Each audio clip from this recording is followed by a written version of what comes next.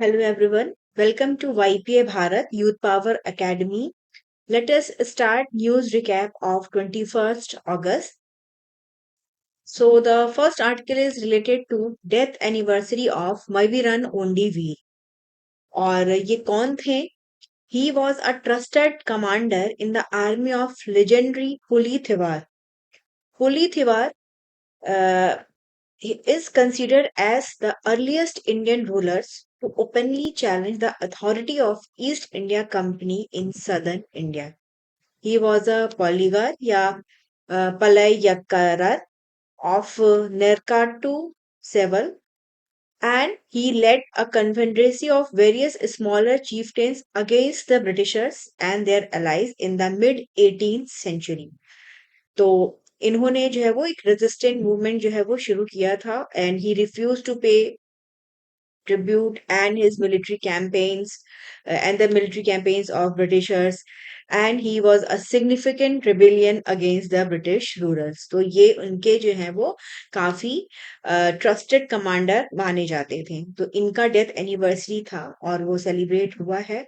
तो समटाइम्स जो न्यू जैसे जो इंफॉर्मेशन आती है रिलेटेड टू पर्सनालिटीज जो हिस्टोरिकली इम्पोर्टेंट थे, तो वो काफी इम्पोर्टेंट हो जाते हैं, स्पेशली हिस्ट्री से रिलेट करके. इसमें से जो क्वेश्चंस हैं वो आपके आ सकते हैं. और तो ये दोनों नेम आप इनको याद रखिएगा. और माविरन ओंडीवीर ये भी काफी मतलब इम्पोर्टेंट रहे हैं. इन्हीं का डेथ एनिवर्सरी था. और ये चूंकि तमिल वो थे, फाइटर्स थे जो कि जिन्होंने ब्रिटिश इंडिया के अगेंस्ट लड़ाई की थी और रूलर्स थे. तो ये इम्पोर्टेंट रहेंगे पुली थेवार और उनके commander in chief Maveeran Ondiveeran. The next article is related to Sonia Gandhi's memoir, and it is titled Belongings, A Journey of Love. Yesterday was the birth anniversary of our uh, ex prime minister Rajiv Gandhi. तो इनके उस पे जो है ये announce हुआ कि ये बुक जो है वो पब्लिश होगी. और Sonia Gandhi he is widow of former Indian prime minister Rajiv Gandhi and mother of leader of opposition Rahul Gandhi and Priyanka Gandhi. The next article is related to 35th Manipuri Language Day celebration, and it was celebrated across the state on 20th August 2026, commemorating the inclusion of Manipuri language in the 8th schedule of the Constitution of India. This was a significant event in language history on 20 August 1992. The state chooses the theme for this year observance was state song Sana Laibak Manipur for peace, unity and integrity, which is focused on communal harmony and national cohesion. So, as we know that the eighth schedule of the Indian Constitution lists the official languages of the Republic of India, and it recognizes their cultural and linguistic diversity. Initially, there were only 14 languages, but after several amendments, the list has expanded up to 22. So now in the 8th schedule, there are 22 languages, and Manipuri, Nepali, and Konkani was added in year 1992 in the schedule list of Indian languages. तो ये important रहेगा. And the inclusion of any language in the eighth schedule is a significant step which offers official recognition and enabling it to be represented on the official language commission for the candidates in the UPSC examination to choose it as a medium. मतलब जो भाषाएं 8 schedule में होती हैं इनमें आप UPSC का exam दे सकते हैं. तो ये काफी इंपॉर्टेंट हो जाता है. Manipuri is also known as Meitei, and it is a Tibeto-Burman language which is primarily spoken in the state of Manipur, where it is the official language. It is also spoken in Assam, Tripura, Bangladesh, and Myanmar. This language has its own unique script, which is known as Meitei Maek. and it has seen a revival in recent decades. सो ये जो recognition मिला है मणिपुरी और इसके अलावा नेपाली और कोंकणी को, तो ये 20th अगस्त 1992 को मिला। और कौन सा कॉन्स्टिट्यूशनल अमेंडमेंट एक्ट था ये भी पूछा जा सकता है। So it was the 71st Constitutional Amendment Act through which these three languages were included in the 8th schedule. ये इंफॉर्मेशन काफी इंपॉर्टेंट रहेगी और आपसे ये अक्सर पूछा गया है कि 8th शेड्यूल से रिलेटेड कि कौन से आर्टिकल के थ्रू कौन सा लैंग्वेज इंक्लूड हुआ। तो ये आप कॉन्स्टिट्यूशन पॉलिटी में भी काफी इंपॉर्टेंट होता है, तो इसको आप जरूर से याद रखिएगा। और आप हमारे चैनल पे ज़्यादा से ज़्यादा कनेक्ट होइए, चैनल को लाइक करिए, सब्सक्राइब करिए, अपने फ्रेंड्स के साथ शेयर करिए। साथ ही साथ जो भी हमारे सोशल मीडिया प्लेटफॉर्म्स हैं, उन पे आप हमसे कनेक्ट होइए। अभी हमारी यूपी पीसीएस के एग्जामिनेशन होने वाला है दिसंबर में, उसको लेकर हमारी न्यू सीरीज लॉन्च होने वाली है। साथ ही साथ आपको अलग से वीडियोस बताए जाते हैं, शॉर्ट वीडियोस। तो आप सब सारे चैनल्स पे हमसे कनेक्ट होइए, अपने जो फ्रेंड्स हैं उनको भेजिए। जो मैगजीन है, you can download it from our description in the YouTube. And it is very important to read the magazine regularly, because if you read the magazine regularly, it boosts your confidence and it enhance your knowledge regarding the current issues. ये काफी important हो जाता है current. फिर अगर आप इसको हमेशा डेली पढ़ते रहेंगे, तो फिर आप जब मंथली मैगजीन पढ़ेंगे तो आपके लिए काफी इजी हो जाती है। साथ ही साथ एग्जाम में आपका जो प्रेशर है वो सही रहता है, मतलब उतना आपको टेंशन नहीं होगी। तो आप हमसे ज्यादा से ज्यादा कनेक्ट होइए। फिर next article, the next article is related to Tibet issues, and a peaceful march was held in Dharamshala to honor Tibetan martyr Lobsang Palden. इन्होंने अभी रिसेंटली 2 जुलाई को अपने आप को सेल्फ इमोलेट किया था in front of the UN headquarters in New York, and उसके बाद इनका डेथ हो गया था। तो उसी के जो चाइना की जो पॉलिसीज हैं टुवर्ड्स तिब्बत, उसके प्रोटेस्ट में जो तिब्बत के लोग हैं वो प्रोटेस्ट करते रहते हैं। और इनका जो मेन एम होता है वो होता है कि कैसे जो इंटरनेशनल अटेंशन है उसको और जो ह्यूमन राइट्स हैं तिब्बत में उसको उसको जो है उसको ध्यान दिलाया जाए। और इन्होंने अपना जो है वो ये सैक्रिफाइस दिया, और इस इनका तो इनके मार्टिडम को वो करने के लिए, लोगों तक पहुंचाने के लिए इनके 49 डे पे जो है वो ये इवेंट जो है वो हुआ। और तिब्बत का इशू काफी पुराना है। और Dharamshala which is located in Himachal Pradesh India, it serves as the headquarter for the central Tibetan administration, the Tibetan exile government, and it is a significant center for the Tibetan community in exile. Tibet के जो लोग हैं वो यहाँ पे इनको India ने जो है वो एग्जाइल में रखा, जो दलाई लामा थे उनको। और इसके बाद ये मतलब जो अभी हैं वो वहां से आए थे, चाइनीज जो उनके ऊपर अत्याचार हो रहे थे उससे अ, भाग के ये लोग फिर इंडिया में इनमें इन्होंने आके इनको इंडियन गवर्नमेंट ने जो है वो प्रोटेक्शन प्रोवाइड किया था। तो ये काफी पुराना इशू है इनका। तो ये आप बस जाने रहिए कि ये एक अभी रिसेंटली लोब्सैंग पाल्देन इन्होंने अपना एक सेक्रीफाइस दिया है। Then the next article is related to the expansion of Namaste scheme for sanitation workers.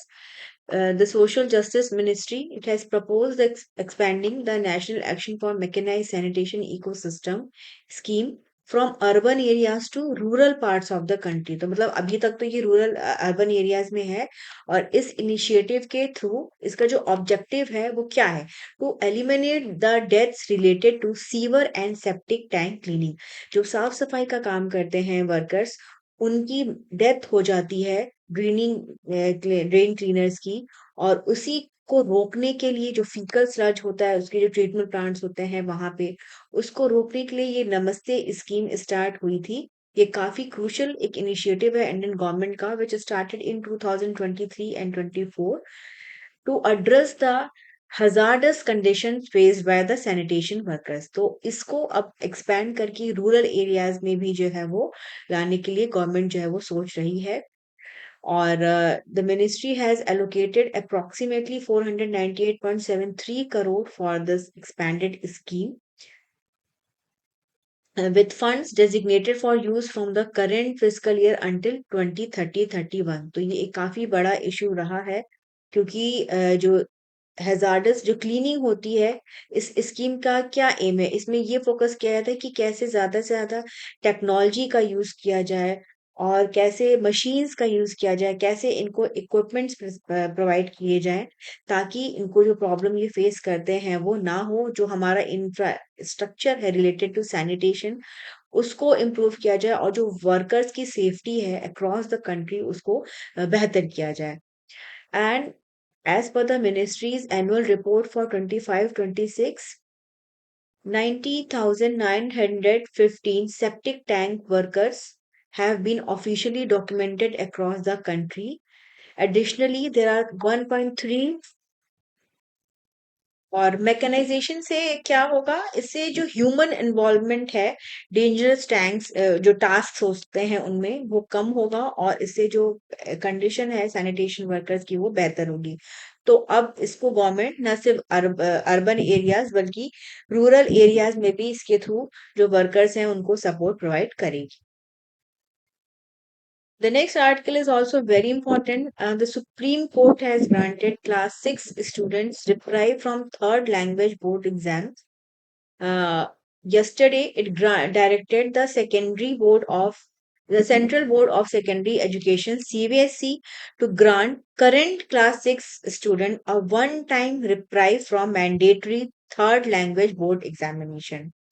और जो थ्री लैंग्वेज पॉलिसी है, इसमें एक केस की हियरिंग हो रही थी सुप्रीम कोर्ट में, और इसमें कोर्ट ने अर्ज किया है बोर्ड को to return the drawing board and consider easing the policy into the curriculum starting from earlier classes.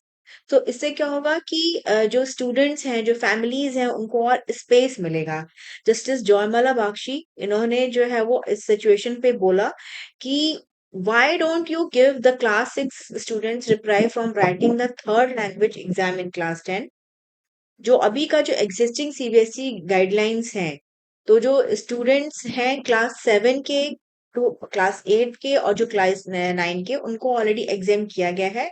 But जो क्लास 6 का बैच है, इन पे ये पॉलिसी को फुली जो है वो इम्प्लीमेंट कर दिया गया है, और इनको बोला गया है कि they will if they will appear in class 10 board exam, तो उनको जो है वो 2031 तक जो है वो थर्ड लैंग्वेज को भी जो है वो को पढ़ना होगा।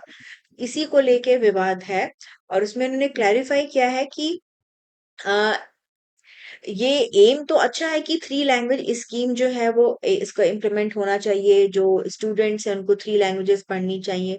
बट जो सीबीएसई है उसको इस प्रोसेस को बेटर तरीके से इम्प्लीमेंट करना चाहिए। और इसमें जो लॉयर्स हैं जो अपोज कर रहे हैं थ्री लैंग्वेज पॉलिसी का, उनका आर्ग्यू कहना है कि ये जो पॉलिसी है it explicitly categorise English as a foreign language alongside other popular foreign language options among students such as French, Japanese and Spanish।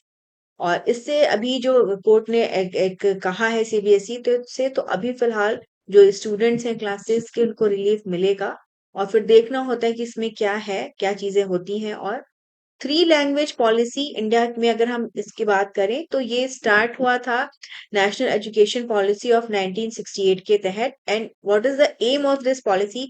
इसका ये था कि ज्यादा से ज्यादा जो नेशनल इंटीग्रेशन है, जो मल्टीलिंगुअलिज्म है, उसको प्रमोट किया जाए।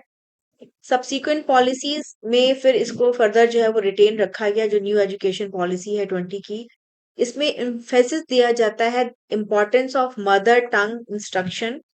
साथ ही साथ इसमें जो बच्चे हैं उनको थ्री लैंग्वेजेस, मतलब उनको और दो लैंग्वेजेस जो है वो पढ़नी होती हैं। तो इसमें टिपिकली हिंदी, इंग्लिश और एक रीजनल लैंग्वेज आती है। जो अपोजिशन है कुछ इसका, इसमें स्पेशली इसमें जो सदर्न स्टेट्स हैं उनका, और और जो एजुकेशनल ग्रुप्स हैं उनका कहना है कि इम्पोजिशन किया जा रहा है हिंदी का, तो इसकी वजह से भी इनको एक इशू है। साथ ही साथ जो इंग्लिश है उसको एक फॉरेन लैंग्वेज की तरह क्लासिफाई किया है, जबकि इंग्लिश काफी कॉमन हो चुकी है। तो ये इसमें सारा इशू रहा है। तो फिलहाल के लिए 6 क्लास के जो बच्चे हैं, जिस 6 स्टैंडर्ड के बच्चे हैं, उनके लिए सुप्रीम मतलब कोर्ट ने कहा है कि सीबीएसई जो है वो फिलहाल इनको भी एग्जाम करे कि इन्हें जो है वो मैंडेटरी नहीं रहेगा 3 लैंग्वेजेस पढ़ना और फिर उनमें एग्जामिनेशन में अपीयर होना। तो ये पूरा इशू है। Then further, the Union Cabinet has given its approval for the establishment of a bench of High Court of Jammu and Kashmir in Ladakh, and it is a significant step. It will improve the access to justice for the residents of Ladakh who are residing in remote areas. And government had said that it is committed to decentralized judicial services and it will bring them closer to the population in geographically challenging reasons. तो मतलब अभी जो जम्मू कश्मीर की जो high court है उसका एक branch जो है वो लद्दाख में अब इस्टेब्लिश होगा। और as we know that in 2019 Indian Parliament passed the Jammu and Kashmir Reorganization Act 2019, and after this the state of Jammu and Kashmir was divided into two new union territories. First is Jammu and Kashmir, and another one is Ladakh. This reorganization has led a need for the administrative and judicial adjustment ताकि जो governance का structure है वो बेहतर हो सके और जो नीड्स हैं उनको फुलफिल किया जा सके। तो इसीलिए जो उनका बेंच है वो अब लद्दाख में स्टैब्लिश होगा, तो ये भी इम्पोर्टेंट रहेगा। लद्दाख काफी फेमस है अपने माउंटेनियस टेरेन के लिए, रिमोट लोकेशन के लिए, और previously it was a part of Jammu and Kashmir.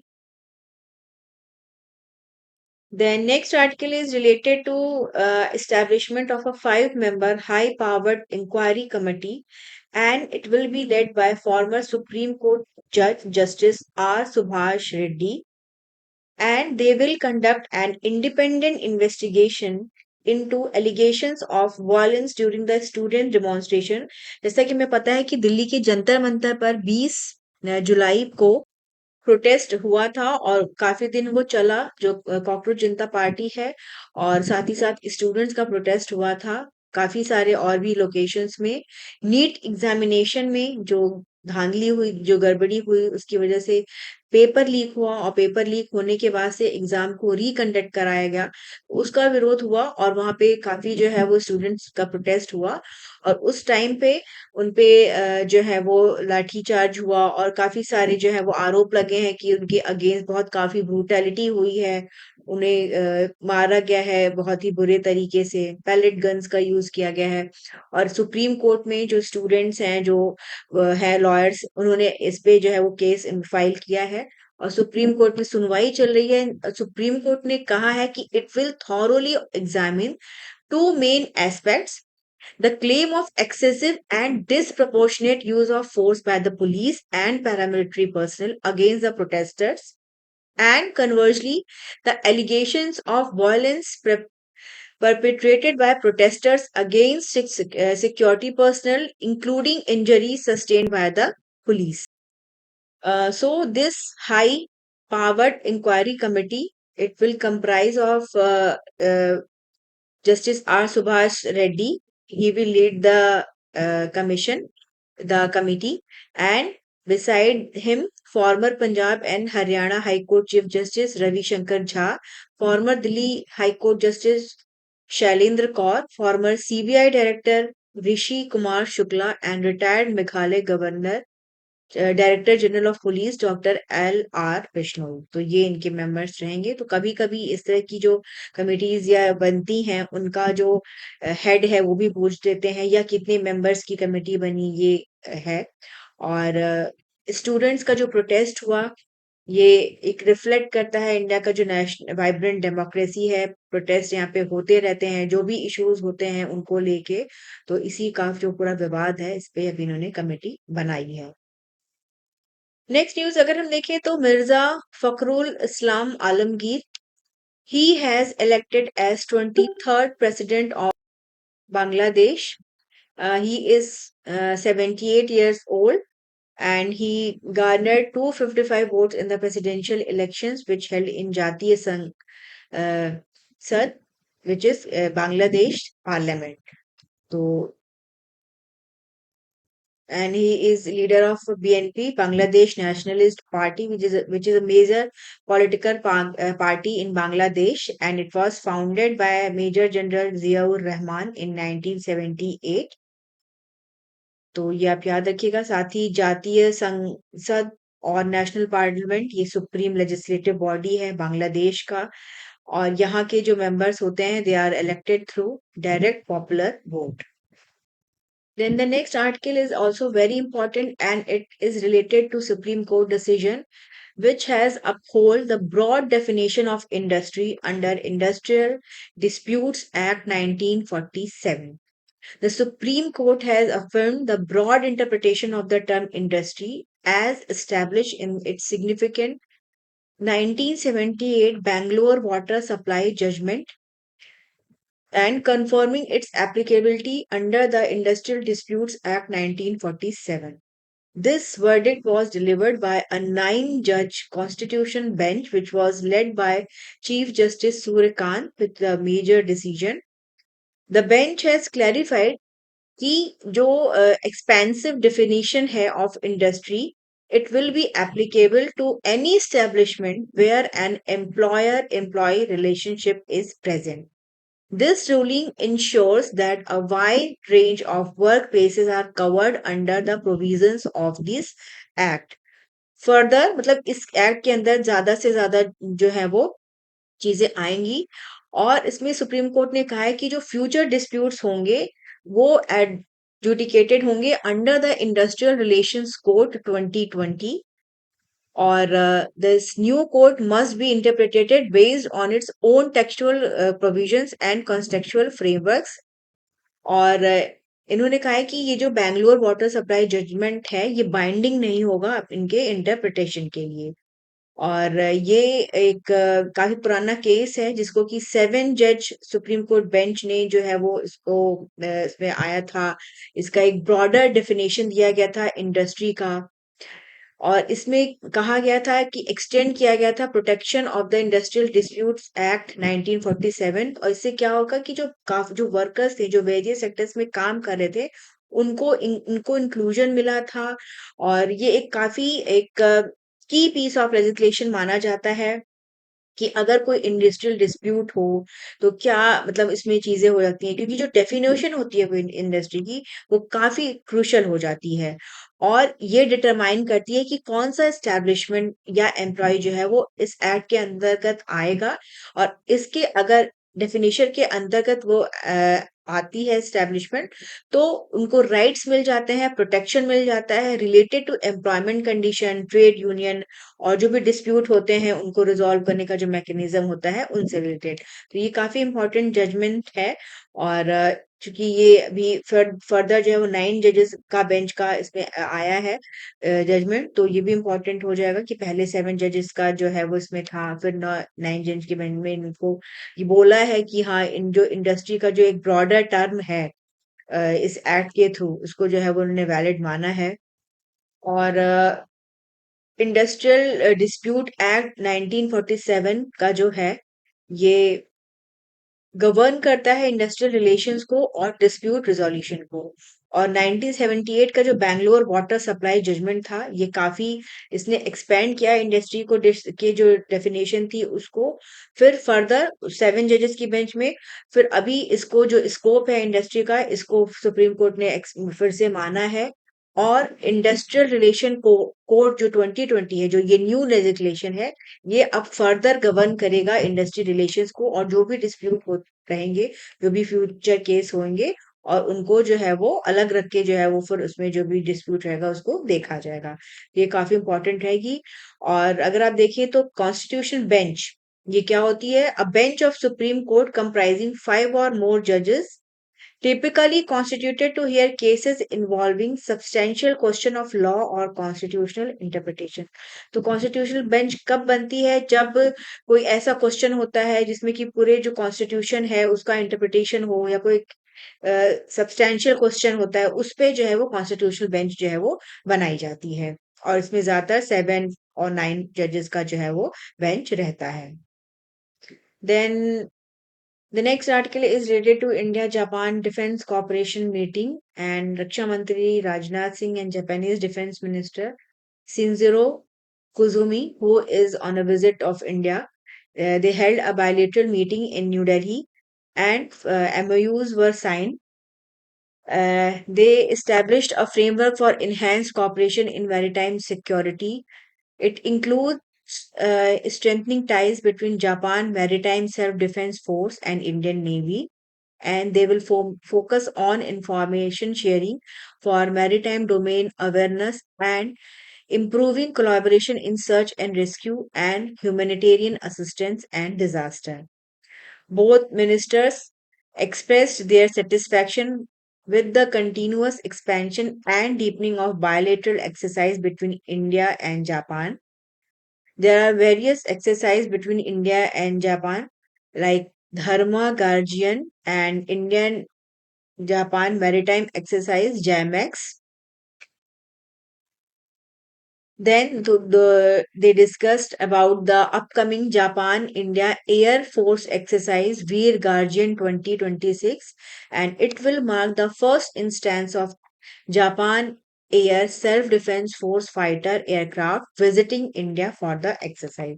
तो ये एक्सरसाइज भी काफी इंपॉर्टेंट हो जाएगी. इसे पूछ लिया कि धर्मा गार्जियन या जैमेक्स या वीर गार्जियन किस कंट्री के साथ जो है वो एक्सरसाइज होती हैं.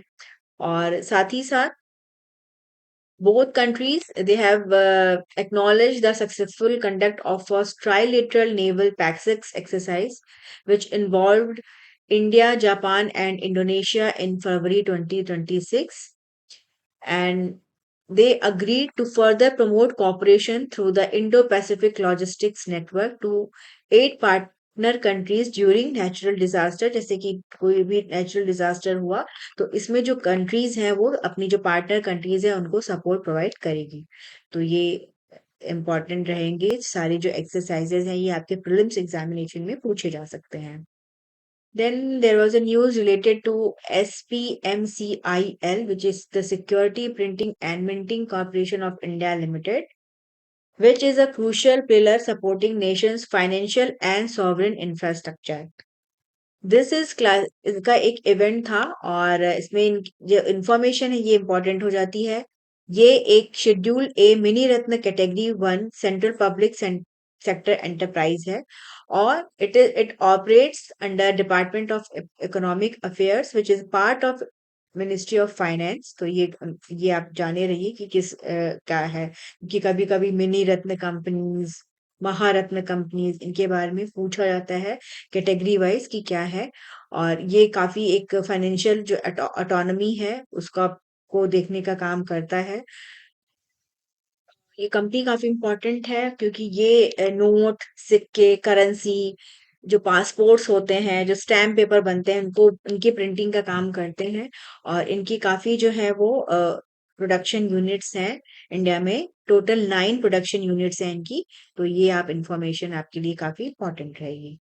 The next important article is related to Odisha, and Odisha government has formed a panel to examine the relocation of villages from the Satkosia Tiger Reserve, and this panel has been mandated to examine and verify compliance with applicable statutory provisions, including the Wildlife Protection Act 1972. ये कई बार पूछा गया है act से related उनका जो year है Forest Right Act 2006 and the guidelines of the National Tiger Conservation Authority. Satkosia tiger reserve ये कहाँ है? ये लोकेटेड है central eastern Indian state of Odisha and it is known for the beautiful Satkosia Gorge formed by the Mahanadi River. This reserve was created by merging the Satkosia Gorge Wildlife Sanctuary and Vaisipalli Wildlife Sanctuary, and it was declared a tiger reserve in 2017. In 2018, the National Tiger Conservation Authority approved a tiger reintroduction program under which the tigers from Madhya Pradesh उनको translocate किया गया था सतकोसिया में लाया गया था ताकि वहां की जो पॉपुलेशन है जो कम थी टाइगर्स की उसको बेहतर किया जा सके प्रोजेक्ट टाइगर प्रोग्राम के थ्रू. और इस टाइगर रिजर्व का काफी ट्रबल हिस्ट्री रहा है कंजर्वेशन का। और 2007 में यहाँ पे 12 टाइगर्स रिपोर्ट किए थे, बट 2018-19 तक सिर्फ 1 रह गया। और 2022 का जो टाइगर सेंसस हुआ वहां पे उस टाइम पे एक भी जो है वो नहीं पाया गया। तो इसमें रीजंस फाइंड आउट करने की कोशिश की जा रही कि क्या रीजंस रहे हैं इनकी वजह से टाइगर यहाँ पे अभी स्टैब्लिश नहीं हो पाए हैं। जो विलेजर्स थे आसपास के उनको रिलोकेट किया गया, उनके अभी अपने जो है वो फाइनेंशियल कंपनसेशन को और रिहेबिलिटेशन को लेके पूरा जो है विवाद है। तो इसी के लिए एक पूरा पैनल जो है वो बनाया गया है इसमें। तो आप इनका लोकेशन तो याद ही रखिए, ये कब बना था, कौन सी रिवर के साइड में है, तो ये भी इम्पोर्टेंट रहेगा। और या कब इसको जो है वो टाइगर रिजर्व डिक्लेयर किया गया। तो this was all about today's daily news recap. जो भी इम्पोर्टेंट आर्टिकल्स थे we have discussed. And kindly like and subscribe our channel. You can download the magazine from our YouTube description and kindly study it properly so that you will be able to solve your questions in your examination. Then we will meet in our next class.